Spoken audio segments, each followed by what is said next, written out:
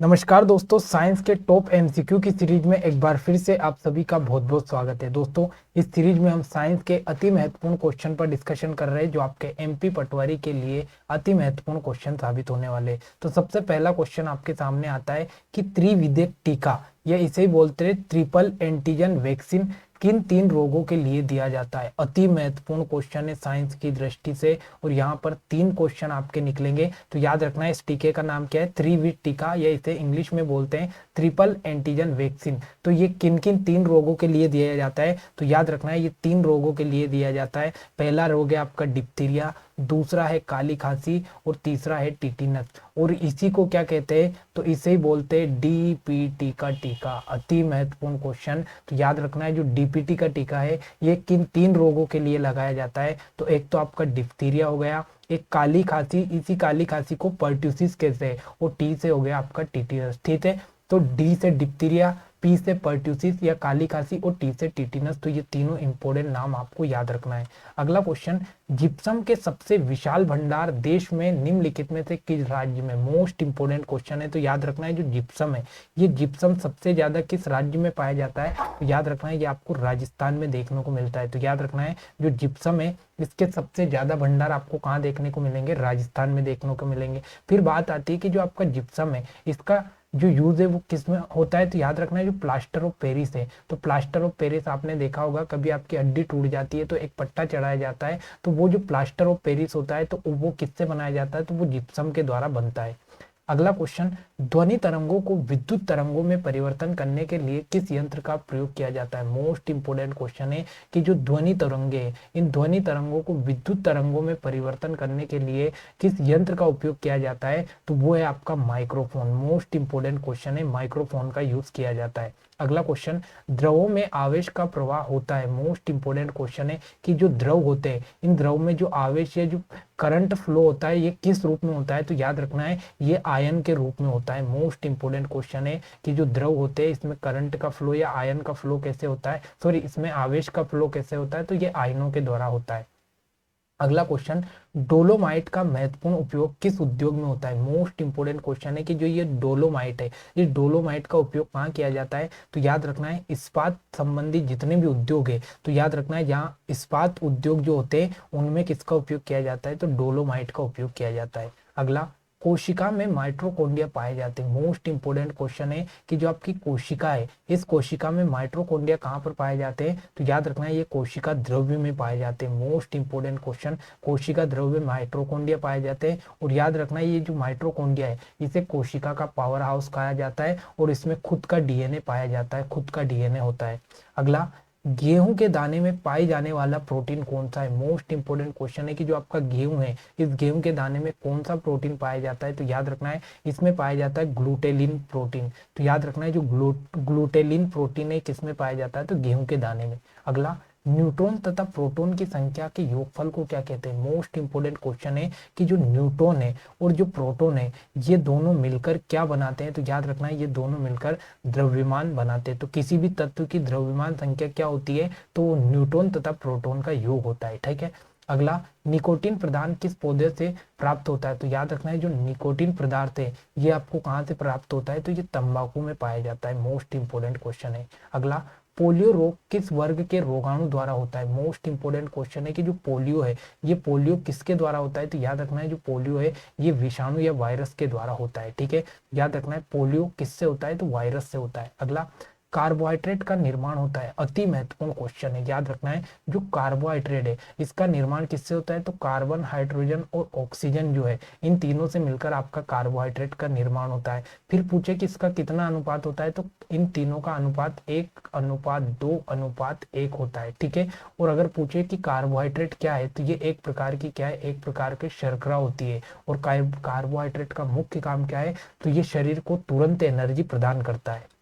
अगला क्वेश्चन, समुद्री घोड़ा होता है। तो याद रखना है समुद्री जो घोड़ा है ये एक प्रकार की क्या है, तो ये एक प्रकार की मछली है। मोस्ट इंपोर्टेंट क्वेश्चन है। अगला, वायुमंडल दाब में होने वाले परिवर्तन को मापते। मोस्ट इंपोर्टेंट क्वेश्चन है कि जो वायुमंडल में जो दाब परिवर्तन होता है इसको किसके द्वारा मापते हैं। तो याद रखना है इसको बेरोग्राफ के द्वारा मापा जाता है। तो याद रखना है वायुमंडलीय दाब में जो परिवर्तन होता है उसको किसके द्वारा नापा जाता है, तो बेरोग्राफ के द्वारा नापा जाता है। अगला, ट्रक फार्मिंग क्या है, मोस्ट इंपोर्टेंट क्वेश्चन है कि ट्रक फार्मिंग क्या है। एमपीपीएससी 2020 में क्वेश्चन पूछा गया है कि ट्रक फार्मिंग किसे कहते हैं। तो याद रखना है, ट्रक फार्मिंग कहते हैं व्यापारिक स्तर पर सब्जियों की कृषि, व्यापारिक स्तर पर जो सब्जियों की कृषि होती है इसे क्या कहते हैं, तो इसे ट्रक फार्मिंग कहते हैं। अगला, फ्लोरिकल्चर के अंतर्गत किसका अध्ययन किया जाता है। तो याद रखना है जो फ्लोरिकल्चर है, इस फ्लोरिकल्चर के अंदर किसका अध्ययन किया जाता है, तो फूलों का अध्ययन किया जाता है। फा फॉर फूल और फा फॉर फ्लोरिकल्चर, याद रखना है फ्लोरिकल्चर में फूल का अध्ययन किया जाता है। अगला, ओलरीकल्चर शब्द का संबंध है। तो याद रखना है जो ओलरीकल्चर शब्द है इसमें किसका अध्ययन किया जाता है, तो इसमें सब्जी के विज्ञान का अध्ययन किया जाता है। ठीक है, तो सब्जी से संबंधित अध्ययन को क्या कहते हैं, तो ओलरीकल्चर कहते हैं। अगला, मृदा के अध्ययन का उल्लेख करने के लिए प्रयुक्त शब्द है। तो याद रखना है जो मृदा का अध्ययन है वो किसमें किया जाता है, तो भूमि विज्ञान के अंतर्गत किया जाता है। मोस्ट इंपोर्टेंट क्वेश्चन है कि मृदा का अध्ययन किसके अंतर्गत किया जाता है, तो भूमि विज्ञान के अंतर्गत। अगला, नूतन जलोढ़ मिट्टी के नाम से जानी जाता है। मोस्ट इंपोर्टेंट क्वेश्चन है कि जो नवीन जलोढ़ मिट्टी है उसे किस नाम से जाना जाता है, तो उसे याद रखना है, उसे बोला जाता है खादर। मोस्ट इंपोर्टेंट क्वेश्चन है कि जो नवीन जलोढ़ मिट्टी है उसे किस नाम से जाना जाता है, खादर। और अगर आपसे पूछे कि पुरानी जलोढ़ मिट्टी को किस नाम से जाना जाता है, तो पुरानी जलोढ़ मिट्टी कहलाती है आपकी बांगड़। ठीक है, तो बांगड़ पुरानी जलोढ़ मिट्टी है और खादर क्या है, तो खादर नवीन जलोढ़ मिट्टी है। Option number A right answer है। अगला, काली मिट्टी का काला रंग किसकी अधिकता के कारण होता है। मोस्ट इंपोर्टेंट क्वेश्चन है, तो याद रखना है इसका जो काला रंग है वो टिटेनीफेरस मैग्नेटाइट ह्यूमस के कारण होता है। यहाँ पर एक शब्द आया फेरस, तो फेरस का मतलब क्या होता है, तो फेरस का मतलब होता है लोहा। तो याद रखना है जो काली मिट्टी इसमें लोह तत्व की मात्रा अधिक होती है और इसी के कारण इसका रंग क्या होता है, तो काला होता है। लेकिन यहाँ पर याद रखना है पूरा नाम टिटेनीफेरस मैग्नेटाइट ह्यूमस के कारण इसका रंग कैसा होता है, काला होता है। अगला क्वेश्चन, किस मिट्टी का स्थानीय नाम रेगुड़ है। मोस्ट इंपोर्टेंट क्वेश्चन है कि कौन सी मिट्टी को रेगुड़ कहा जाता है। तो याद रखना है जो काली मिट्टी है इस काली मिट्टी को क्या कहा जाता है, तो इसको रेगुड़ मिट्टी कहा जाता है। और एक और नाम है इसका भर्री, तो इसे भर्री नाम से भी जाना जाता है। अगला, कपास की खेती के लिए इन सभी में सर्वाधिक उपयुक्त मिट्टी है। तो याद रखना है कपास की खेती के लिए सबसे ज्यादा महत्वपूर्ण या उपयुक्त मिट्टी है काली मिट्टी। मोस्ट इंपोर्टेंट क्वेश्चन है। और याद रखना है जो काली मिट्टी है इसका निर्माण कौन सी चट्टानों से हुआ, तो डक्कन ट्रेप की चट्टानों से इसका निर्माण हुआ है। ठीक है, डक्कन ट्रेप की जो बेसाल्ट चट्टाने हैं इससे आपकी काली मिट्टी का निर्माण हुआ।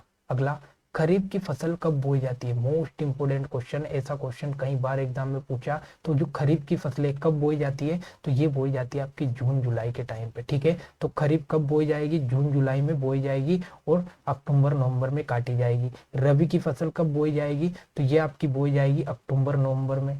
ठीक है, अक्टूबर नवंबर में। और कब काटी जाएगी, तो ये मार्च अप्रैल के लगभग काटी जाएगी।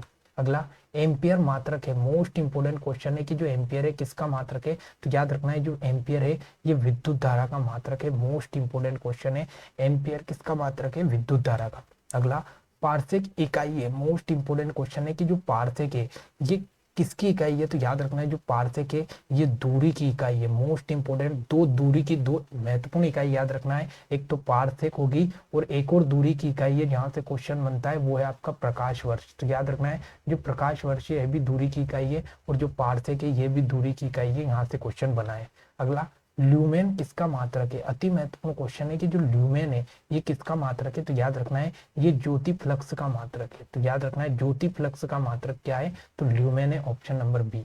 अगला, पास्कल इकाई है। तो याद रखना है जो पास्कल है ये किसकी इकाई है, तो ये दाब की इकाई है। अति महत्वपूर्ण क्वेश्चन कि पास्कल किसकी इकाई है, तो ये दाब की इकाई है, याद रखना है।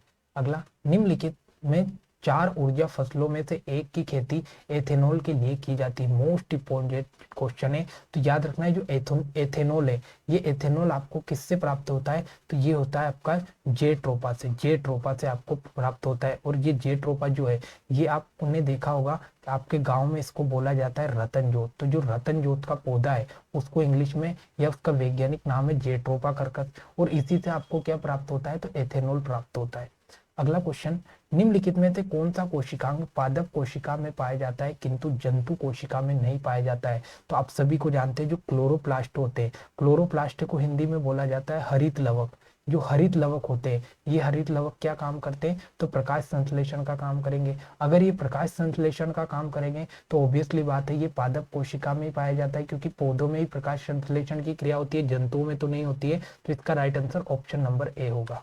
अगला, निम्नलिखित में से कौन से कोशिकांग में को आत्मघाती वेग कहा जाता है। मोस्ट इंपोर्टेंट क्वेश्चन है कि याद रखना है निम्नलिखित में से किसे कोशिका की आत्मघाती थैली कहते हैं, तो याद रखना है ये कहते हैं लाइसोसोम को। याद रखना है जो लाइसोसोम है इसे कोशिका की आत्मघाती थैली कहते हैं। क्यों? क्योंकि जैसे कोशिका का जीवन काल पूरा होता है तो ये कोशिका का भक्षण करना शुरू कर देते हैं।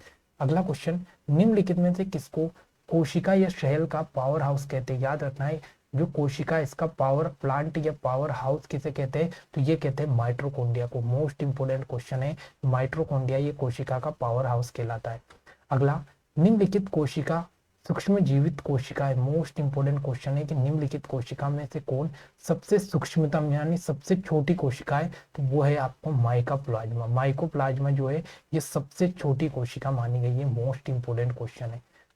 तो दोस्तों ये आज के टॉप इंपोर्टेंट क्वेश्चन थे साइंस के, जिसमें हमने साइंस, फिजिक्स, केमिस्ट्री, बायो के इंपोर्टेंट क्वेश्चन देखे। तो आशा करता हूँ कि आज की क्लास आपको बेहद पसंद आई होगी। अगर क्लास अच्छी लगे तो लाइक, कमेंट, शेयर करना ना भूले। मिलता है अगली क्लास में। जय हिंद, जय भारत।